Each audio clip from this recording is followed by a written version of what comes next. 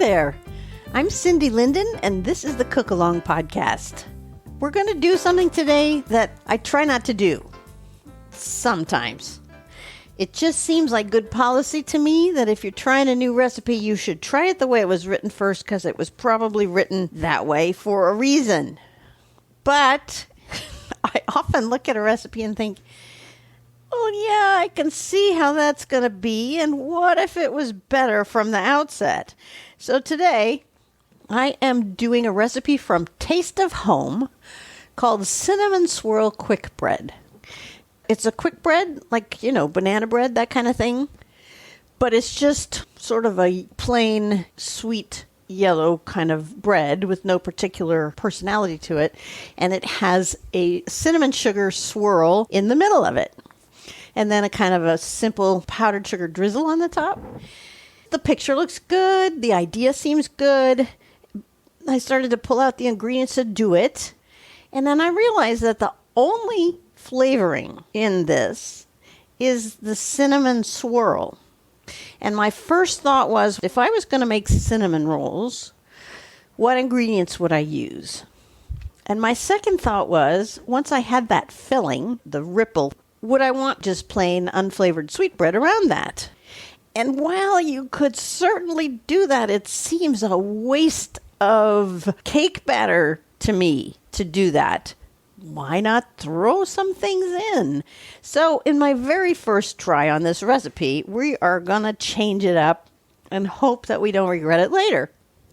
I'll give you the ingredients that are in the list, and then I'll tell you what we're going to do differently. There are 2 cups of all-purpose flour, 1.5 cups of sugar, which you're supposed to use in 2 different places. I'm going to tell you right now, I'm not going to do that. I'm going to have a cup of plain white sugar, and I am going to have a 1/2 cup of brown sugar, a teaspoon of baking soda, a 1/2 teaspoon of salt, a cup of buttermilk, a large egg, a 1/4 cup of canola oil, and 3 teaspoons of ground cinnamon. And then for the glaze, it's just a little powdered sugar and a little milk. What I am doing differently, in addition to the brown sugar, is I think I want a little texture to this, so I'm going to add some finely chopped pecans. I don't know how much yet, probably not a ton, but maybe 1/3 cup or so. And I think a pinch of nutmeg and maybe a little vanilla. I'm going to have to decide as I go on those things. It just seems a crime to have just plain sweet bread without some kind of personality to it. Why would we do that? And again, I may regret this, but that's my thinking at this moment in time. There are a couple of do-aheads. The first is that your egg should be at room temperature. So you need to either get it out way ahead, like an hour ahead, or set it somewhere where it can kind of warm up a little bit. As many of you know, I often use my cleavage for that, but I've also, the other day, I set it down on the hearth of my fireplace, and I let them sit there for a little while, and then I went and spun them the other direction so that the back side got toasty, or not toasty, just warmed up a little bit, and then I used them. So anyway, need to warm up that egg, and we need to preheat the oven to 350. Actually, let me do that. There we go. My buttermilk is also a do-ahead for me. This is a tip for you. It's really useful. I find that I buy a little carton of buttermilk for a recipe, and then I don't get around to using the rest of it for some time. I'd have to actually look for a recipe to use it in, and I'd rather just have it come up when it naturally comes up. So I'd put it into ice cube trays and I freeze it. Whatever's left after my first recipe, I put it in the freezer, and then I take them out of the ice cube tray and I put them in a Ziploc bag. And I mark on the outside what it is, because I also do this with half and half and sometimes with whipping cream. And then you pull them out, and buttermilk is, of course, what helps a baking soda-based batter kind of rise a little bit, because you need that acid in there to interact with the soda. Like, if you ever put baking soda and vinegar together, you get a sizzle, and those air bubbles help make the bread rise. So the acid in the buttermilk is the same. If you don't have buttermilk, you can put about a cup of half and half or milk or even heavy cream in a container and then add a few drops of either white vinegar or lemon juice. For this, I think the lemon juice, even a quarter of a teaspoon is probably enough to sour it. But anyhow, what I was trying to say was, because I freeze my buttermilk, it makes it a do-ahead for me because I have to get it out ahead of time and let it defrost and turn back into liquid before I can use it. And I know that my ice cube tray, each cube is about 2 tablespoons. So for a cup, I needed 8 of them because there are 16 tablespoons in a cup. And it came just a hair shy. So I'm going to bring that up to where it's supposed to be with a little heavy cream. It's like a tablespoon or so, maybe even less than that. Now this is one of those recipes that I get to use as an example of why you need to read the recipe all the way through before you start cooking. The first step in this recipe is to preheat your oven and then start making your batter. The second step out of 3, there's only 3 steps, is the one that tells you that you need to have a 9x5 loaf pan and that you need to grease the bottom only of that and have it ready to go when this batter is ready. To me, that's the first thing. It should say the equipment. So I'm telling you now, here's the equipment you're going to need. You're going to need a large bowl. You need a 9x5 loaf pan. And I have a couple 8.5 by 4.5. And I have one that's 9.5 by 5.5. I am going to go with slightly larger rather than slightly smaller, just because I don't want it to overflow. And I don't know what this is going to do, having not made it before. And you'll need a toothpick to test the doneness on this. And you'll need a little bowl to create your glaze in. These directions also kind of bury a step. And I'm going to take that little buried step and move it to the top. That means I want to make the filling first so that it's all ready to go. We need a little bowl. And to that bowl, now here's where one of the modifications takes place. It wants me to put a half a cup of plain granulated sugar in there. And I know that if I were making cinnamon rolls, I would be using brown sugar instead. Instead of just plain cinnamon sugar, I am, therefore, going to use brown sugar for the filling. And I will use plain sugar in the batter itself. So I'm going to use a half a cup. And the question is whether to pack it or not, because brown sugar is almost always packed. But this is replacing granulated sugar. I'm going to lightly pack it, but I'm not going to sweat it too much. And I'm going to put that in this smaller bowl here.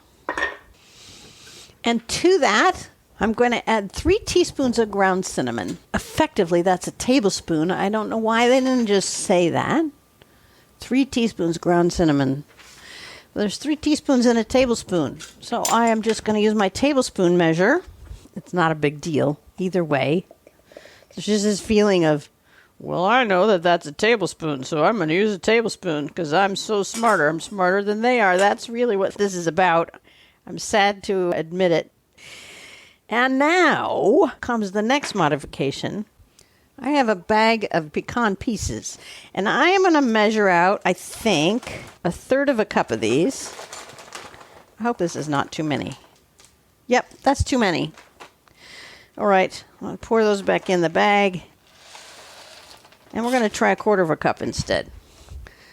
I don't want them to dominate this recipe. I just think it's some texture and flavor would be a good idea. All right, now we're trying the 1/4 cup and see how that looks. Yeah, I think that'll be okay. I'm putting it out onto a flexible cutting mat, and I am going to use a sharp, heavy chef's knife, and I'm going to cut them down a little farther. I don't want big lumps. I just want little crunchy bits so that as you're eating a piece, there's something fun for your tongue to notice and your teeth. So I'm just chopping them down a little smaller than they are. I would say they started as about the size of 2 peas put together. And I am chopping them down to be the size of, I want to say toffee bits, but I don't know if you'll know what I mean by that. They're small. They're the size of really large peppercorns. I don't know. I don't know how to tell you. You don't have to chop them at all if you like big nuts. If you like them finer, just chop them to what looks like it'll be entertaining to your mouth, or leave them out altogether because they aren't even in the original recipe. I am going to put those now in with the brown sugar and cinnamon and stir that up a bit. This is essentially the filling. This is like cinnamon roll filling, right? You roll out the dough, you sprinkle the filling over the top. So it needs to be mixed well. All the brown sugar needs to be uncompressed, and the cinnamon needs to be mixed evenly through there.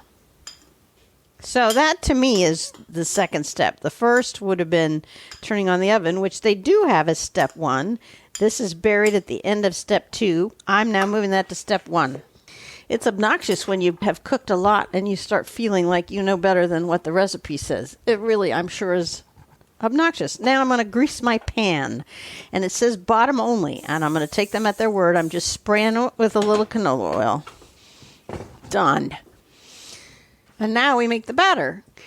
Into the large bowl, we measure 1.5 cups of the flour, and I am going to do that the way I pretty much always do, which is stir it up, aerate the flour with a spoon, and scoop it into the measuring cup until we get to the top. Scrape it off with the handle of the spoon and dump that in the bowl. And then do that again a second time so you get both cups of flour in there, but it's been aerated and lightly spooned into a cup. And now the cup of white sugar goes in the bowl with that, along with a teaspoon of baking soda. I hope my buttermilk's melted now that I'm thinking about the baking soda. And 1/2 teaspoon of salt. Then I'm just going to kind of stir that up. And even though I read the recipe all the way through, multiple times, I just realized that I missed something that I should have told you in the beginning, because now I see we needed to have another container. I happen to have allowed my buttermilk to defrost in a 2-cup measuring cup. And there's a cup of buttermilk in there, and it's good that I have that extra space, because that's where the egg is going to go and the canola oil. If you happen to have used a 1-cup measuring cup, you're going to need a bowl for this next part. A second bowl, smallish but big enough that you can mix some things together. In with the buttermilk, we put 1 egg. Oh no. Damn it. Oh, I just dropped shell in here, you guys. And I can't see it because the buttermilk's completely white. Once in a while, when I'm smart, I advocate for cracking your egg into a bowl first so that that exact thing doesn't happen. Damn. Okay, well, this shell is just flaking and it's going everywhere. Now I don't know if I have maybe even more than 1 piece in there. I'm going to have to be really careful when I pour it in. I'll pour it through a sieve. That's what I'll do. Oh, Lordy. That's so annoying, and it's just carelessness. So now it's in a small bowl, and I am dumping it into the buttermilk, and I'm adding 1/4 cup of canola oil. This could probably be something other than canola. Oh, this now comes with the egg. It comes to 1.25 cups. So I can just add the canola oil in until it's about 1.5 cups. Ta-da! Perfect. I started to say it could be probably just vegetable oil or something. Just something that doesn't have its own distinctive flavor. And then I'm going to whisk that together in the measuring cup. If it needs to be in a bowl for you, that's still the same principle. And gosh, I don't know, maybe if you crack the egg in first, you could see if you managed to get shell in it and get it out of there before you added the buttermilk to it and the oil. Okay, now, once that's all mixed up, we're going to add that to the dry ingredients. And because I am who I am, I have to do it through a sieve. Don't feel that this is necessary for you unless you also drop shell into your mixture. Just add the whole shebang to the dry ingredients. Oh, there's the shell. Oh my God. There are 3 pieces of shell in here, at least. So these stayed in the measuring cup. They're stuck to the glass wall. And there could still be more here as I get the rest of this out of the sieve. Yes, crack your egg into a bowl first. You know, one time I cracked an egg directly into a mixture, and it turned out that the egg was rotten. It was dark green, and I managed to catch it just before it dripped in to the batter. But had I not, I would have ruined the whole batch. And all you have to do to prevent that, if you hear a noise, that's because I'm scraping the mixture through the sieve here. The oil doesn't want to go through very well. All you have to do to prevent that egg thing from happening is crack it into a bowl first. It's such a simple thing. And yet, I'll do that for maybe the next 3 or 4 recipes, and then I get cocky again and say, oh, I don't need to do that. And then here we go. And oh, yep, there's, wow. Yep, another. And these are not small pieces of shell. These are whoppers. Because that eggshell was really thin and it just sort of shattered. Arrogance. You know, I think even professional cooks, if they get arrogant and start taking shortcuts and making assumptions and thinking they know better, they could end up in this same boat. I'm surprised how much of this doesn't want to go through the sieve. I guess the buttermilk and the oil are really pretty dense. I can whack it out of there now that I got the eggshell. Yeah, that's working. I feel better. I don't want to leave it behind. I might need it. Now we stir this together, the wet stuff and the dry stuff. And you know what? See, I meant to do this with the dry ingredients. Now I forgot. I am going to add a pinch of nutmeg. I'm adding a heaping eighth of a teaspoon of nutmeg to the batter. And now the question about the vanilla. I'm going to put that in too. And I got a half teaspoon sitting right here that I used for the baking soda. So that's what I'm putting in. It's all just guesswork. You got that, right? Now, stirring them together. If I'd been doing best practices, the vanilla should have been added to the liquid mixture and the nutmeg should have been added to the dry ingredients. That's my oven saying it's ready for me, because then you don't end up with lumps of nutmeg in here. Now, we don't want to over stir it. We just stir it until it's moistened. You're not trying to mix everything perfectly together. And lumps are fine. You probably want to make sure there aren't dry pockets of flour just sitting around in there. And then, here's the only remotely tricky part of this recipe, besides apparently cracking the egg. We only pour half of this batter into the pan. Your guess as to what half might be. And I don't really know how to tell you to gauge that. That's on you. And then we want half of this cinnamon mixture with the brown sugar and nuts if you're using them. We're going to sprinkle half of that over the top. Now, as I mentioned, in the original recipe, it's just cinnamon and sugar. It's just sort of classic cinnamon sugar. You know, I think I should have mixed the nuts in with the batter too, so they're all not in the ribbon. I wish I'd done that. Oh, well, way too late now. This is quite a lot of filling. The rest is going on top, and I'd rather have more in the middle than on the top. So if I estimate on the generous side for this part. Now, we put the rest of the batter on top of that.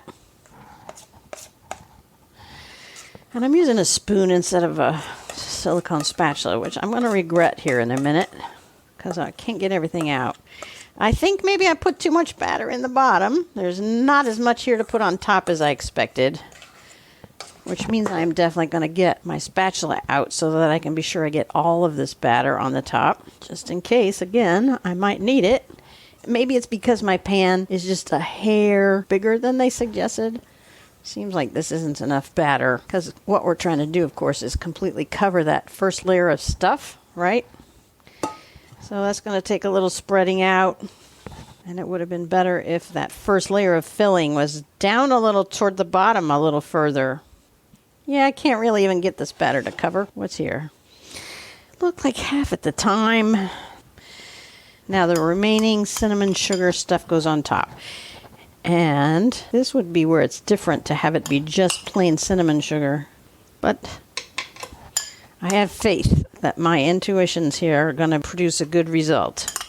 I just kind of think I should have put the nuts in with the batter instead of just the filling, so that the whole of the bread had those crunchy bits. Now the last step here is to get a knife. I'm just using a regular table knife here. And cut through the batter to kind of swirl it. Back and forth, up and down, swirling it into the batter. I went the short way back and forth now, just for the heck of it. I think I'm going to go the long way as well. That might be a mistake. I might mess up the beautiful pattern that would result. But I don't really care. It's less important to me how beautiful the swirl is than how tasty this bread is. All right, and now it goes in the oven. We're going to start it at 35 minutes in the middle of the oven. At 35 minutes, we're going to check it with a toothpick, because we want the toothpick, if you poke it into the center, to come out clean. So let's start with the 35 minutes, see how it does. If we need 5 more minutes, we'll do that when your toothpick also comes out clean from your loaf of however you made it. Come on back to me, and we'll finish this up. There's a couple tiny steps. When you get it out of the oven, just set it on a wire rack, and then come back to me.